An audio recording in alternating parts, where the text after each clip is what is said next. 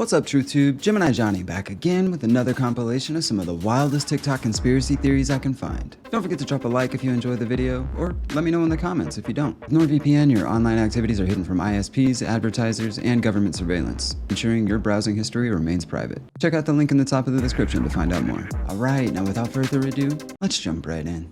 This one says more proof Cat Williams was speaking facts. This is Luda.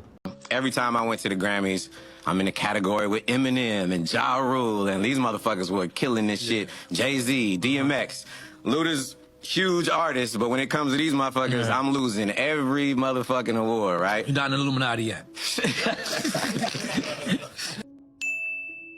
So, yeah, no, it's all good. So there was a crossroads where we were both invited to an Illuminati thing, and it had to be one or the other of us, and decisions had to be made. So it was both of us, we were equal. One of us had to cut off all their hair and couldn't do the sideburn thing no more with the points. And the next person, they said, was going to get $200 million because they were going to pay him $10 million a movie to do 20 movies. And that's how the conversation happened. One of those persons turned out to be Ludacris, and the other person turned out to be Cat Williams. Fatality. Every time I went to the... It's a little sus. That's all I'm saying. Ludacris did blow up out of nowhere. I've been a Ludacris fan since I was a kid, literally. Come on now.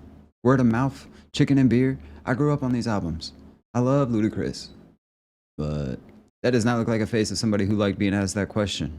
Looks like he's looking at him like, why the f would you say that? Let's just see his reaction again real quick. Illuminati yet. So, yeah, no, it's all good. So Yeah, no, it's all good. I don't know. Cat Williams seems to be pretty spot on with everything he said so far, so. So I found this account on TikTok called Texas Crime Travelers. It's catchy, or crafty, or whatever. I like their name. And is supposedly a bunch of retired US Secret Service and FBI agents taking you under the crime scene tape. So they're supposed to be telling you their secrets that they're allowed to tell. Now, I'm of the belief that if you were once a government agent, you're probably always under their surveillance of what you say in the media, what you say publicly. I don't think you're ever allowed to just spill all the secrets. I'm sure there's laws and stuff against that, but let's see what they got to say. Conspiracy theory that keeps a retired FBI agent up at night. I'm a retired FBI agent, and this is a conspiracy theory that keeps me up at night. In 2018, a treasure hunter tipped off the FBI to a large cache of buried, stolen Civil War gold in a rural part of Elk County, Pennsylvania. Now, the story goes, this treasure hunter had been looking into this since around 2011, probably further back than that.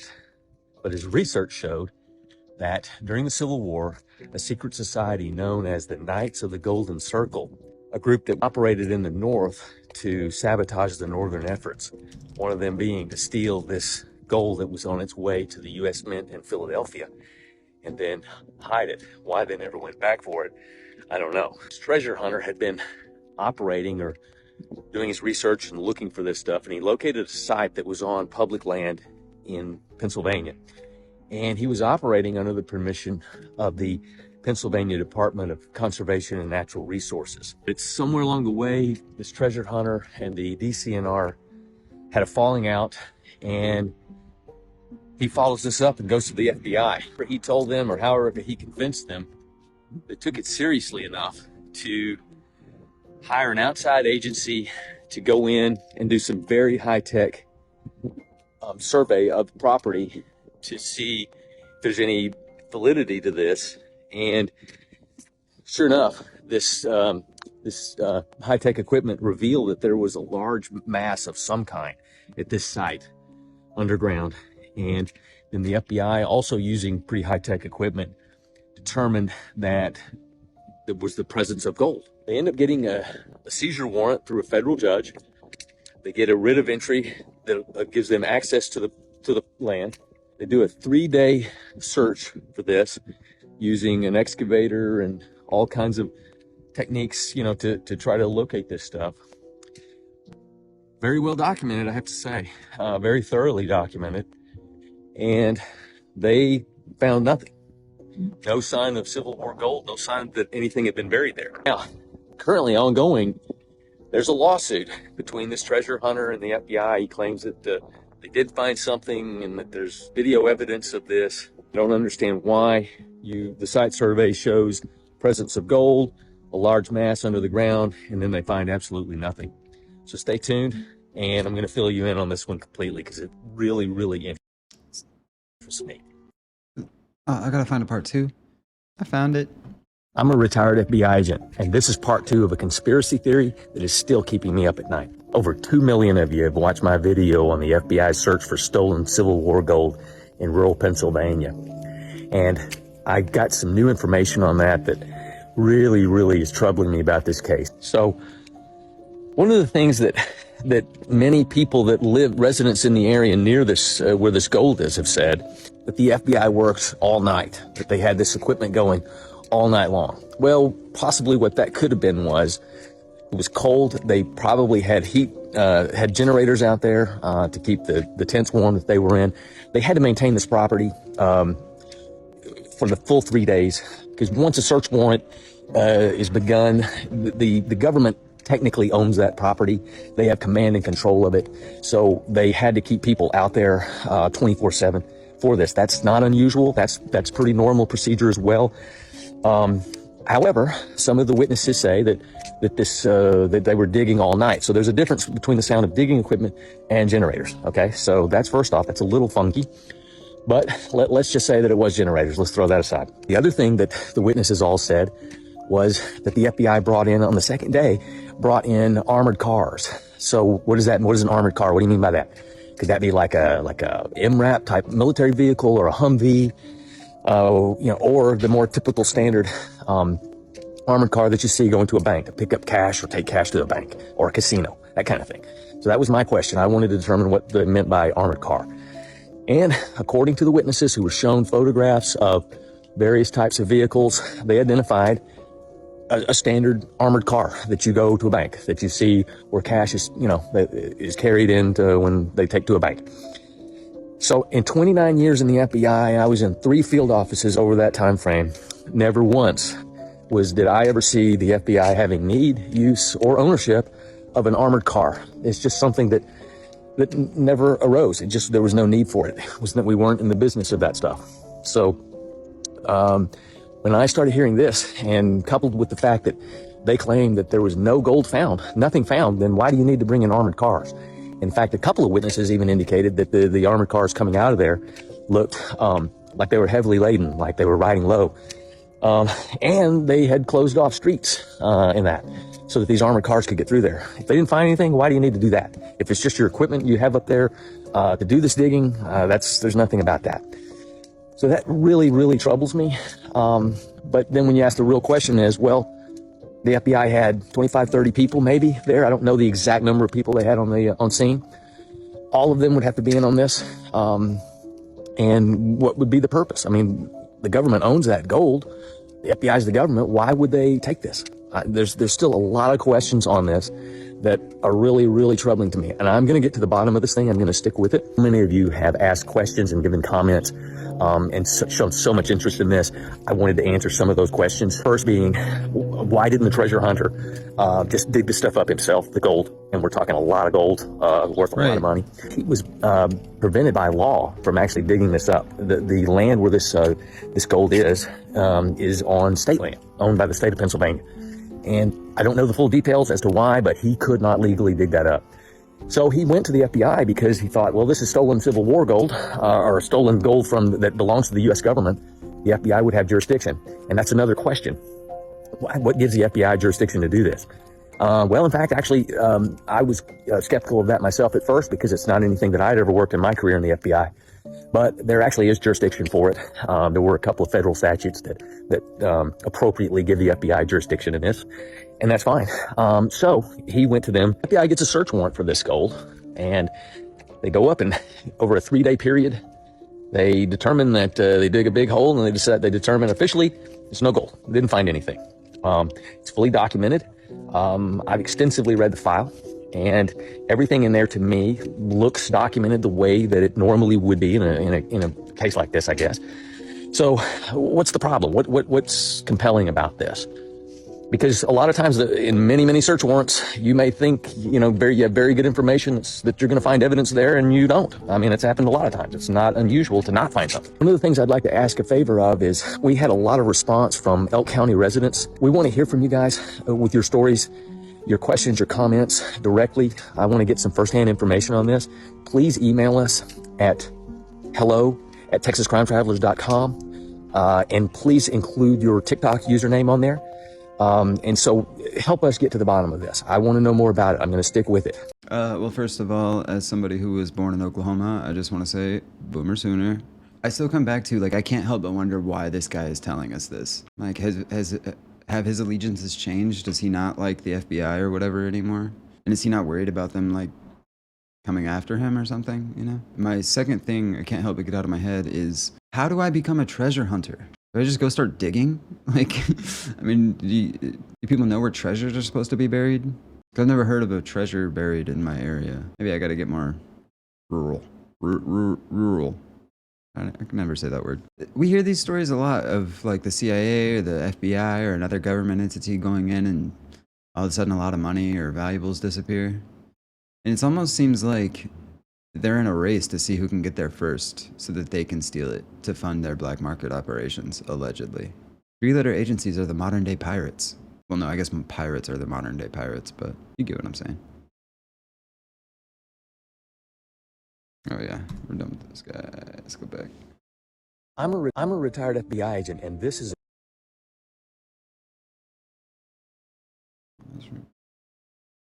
Oh, this one's weird. He said, I think I found where the government makes people disappear. That's not good. Bro, if you saw it, don't you think they would be after you? First of all, this first thoughts. I'm in this alley and this random building, unnamed building, is just like rolling this, I don't know, barrel full of like brains or something. You see that like falling out? That's just tripping me out. He's like looking out to see if there's anyone watching. Oh. It's gross, and I'm probably going to have to blur a large portion of that, but you can literally see animal cages in the back. That's really sad. You're at a meat factory, dude. Anything for clicks.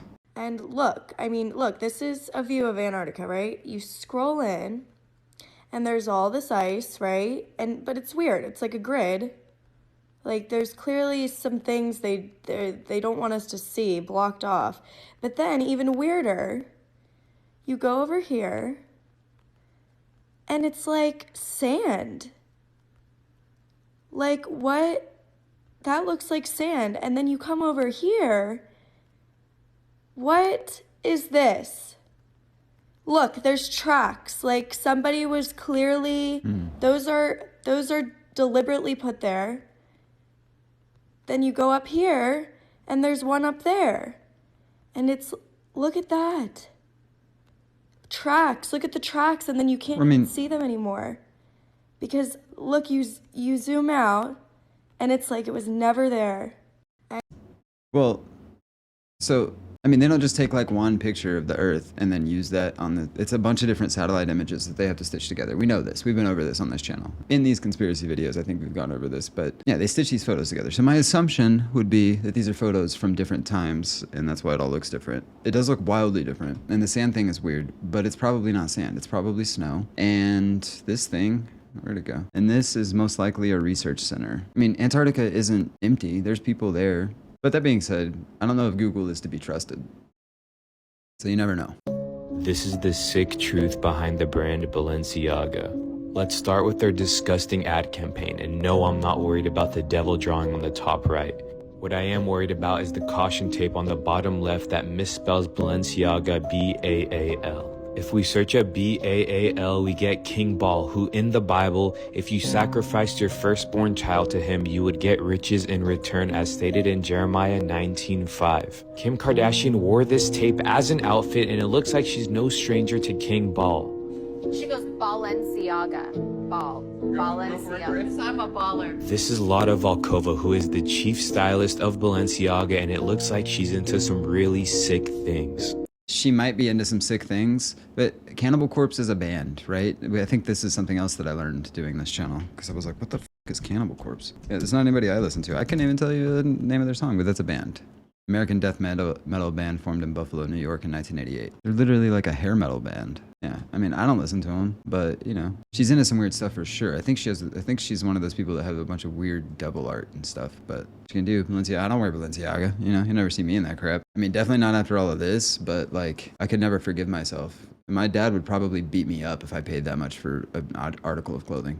It was like $800 for a t-shirt. Probably not, it's probably more than that. Let's look at Balenciaga's website right now. Okay, let's do it in private mode. Make sure I have NordVPN turned on. Okay, no, that was pretty spot on. Their t-shirts range from $600 to $1,500, so it was a $1,600 sweater, $750 ripped crop top, $725 Erewhon t-shirt.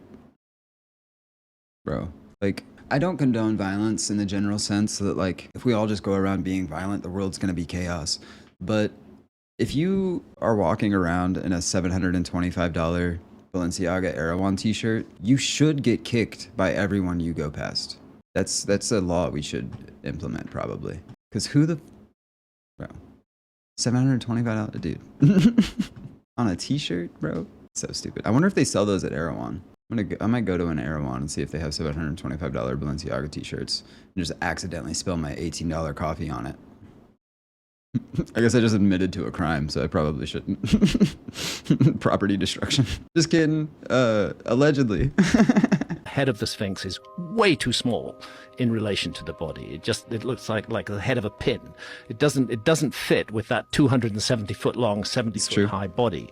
It looks very much as though the Sphinx once had a much larger head. The first problem is the ancient Egyptians were masters of proportion. The ancient Egyptian art is rightly world famous for its quality, and they didn't get things out of proportion. They wouldn't make that elementary error when they create this giant statue, carving it out of solid bedrock. Egyptology claims that's the face of Khafre, who was the successor to Khufu. It doesn't look like any known statues of Khafre that I can see. We all feel that the Sphinx was almost certainly a complete lion at one point. It was a lion with a huge mane, and that head sticking up above the plateau got very heavily eroded, and by the time the ancient Egyptians inherited it, they decided to improve it a little bit, to cut down that heavily eroded head and put the head of a pharaoh on it. If you don't know, that's Graham Hancock. He is super smart, and he's studied the pyramids and Egypt and stuff for a really long time. Yeah, I really like listening to him. I think he did kind of get his fame from the Joe Rogan sphere, the Joe Rogan bump, whatever you call it, but he is highly intelligent, and I think he's got some documentaries out and stuff, so check him out. He's super fun to listen to. I think if me and this channel haven't done it yet, or something else on YouTube, I think he can probably change your mind if you still believe that the Egyptians built the pyramids. Because he's a firm believer that the Egyptians found the pyramids, and I think he's probably right, especially when you combine that with like the water erosion theory around the Sphinx. The age that we believe it to be doesn't really line up, because no water has been in that area in the age that we believe it to be. Am I saying that right? You get what I'm saying. So it would make sense that it's actually a lot older and it saw water erosion during the Younger Dryas. But what do I know?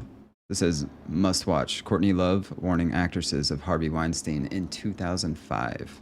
Hi, Comic Central. Do you have any advice for a young girl moving to Hollywood? I'll get lively with us. If Harvey Weinstein invites you to a private party and Four Seasons stuff. Poor Courtney Love. I know she's got her own demons, but man, you gotta feel for her. Been through a lot. And I don't fully know her whole story, so maybe I shouldn't be saying that. I don't know. She might not be worth feeling bad for it. Oh yeah, this is crazy. This is happening now. This is active. The untold conspiracy of the smiley face murders. There's a serial killer in Austin, Texas. So, you know, keep your guard up if you're in Texas. And they go around leaving this smiley face, apparently, so. There's an active serial killing group in Austin, Texas. I've been seeing videos all over my For You page talking about the smile murders, and I'm gonna be honest, this is absolutely terrifying. From what I understand, the smile murders are either a group of people or a singular person leaving this tagline after unaliving someone. This just looks like a normal takeout bag near the lake sitting on a tree, while what was found underneath it is absolutely terrifying. It is, yes, an unalived person near the lakeside. Now, the two craziest parts to me is the target is younger men. The second part is that there's been 12 bodies found since 2022 at Lady Bird Lake, and alone this year there's been already 3. You're probably thinking to yourself, Chris, well, can you go swimming in Lady Bird flavored lake, are they drowning? Because that's been the cause of death of most of these people. No, you can't. There's poisonous algae in there, meaning that if you go swimming in there, you're probably cooked. Now, if you don't believe me, this is the timeline in the area that people are found. On top of that, it seems like people are mostly coming from Rainer Street, which from what I've heard and what I understand is the hotspot in Austin, where they have all the bars and it's just like a massive strip. This has been a conspiracy for a long time that there's a group of people unaliving others, but not only in Austin. There's been things in Manchester, there's been things in Boston. A lot of people are thinking that it's just an organized group, unaliving people and leaving this smiley tagline. Well, and all this is just absolutely terrifying. If you're in the area, stay safe. I mean, also, people just spray paint smiley faces. Like, I know in Austin, like, they're specific to where a body is found, but I don't think if the smiley face is found in another city that it means that there's a group of serial killers around the world. That's kind of a wild leap. There's a spot that I see all the time. It's half covered up, but it was a giant smiley face on the side of a building. I don't think it means that some group from Reddit was there and hurt somebody. But yeah, definitely in Austin, I think it probably, if you see a smiley face, you should probably keep eyes in the back of your head or something. But there you have it, TruthTube. That is another compilation of the wildest TikTok conspiracy theories I can find. We did it, we done it. We're doing it some more. Don't forget to check out the merch shop. I did just drop a brand new design, so go check that out. It's also in the description. You know where to find it. And don't forget, NordVPN lets you bypass geographical restrictions, letting you access streaming services from around the world. So check out the link in the top of the description. I do get a small commission if you sign up, so it's another way to support the channel. Thank you for tuning in. I appreciate you. I love you. So until next time, seek the truth.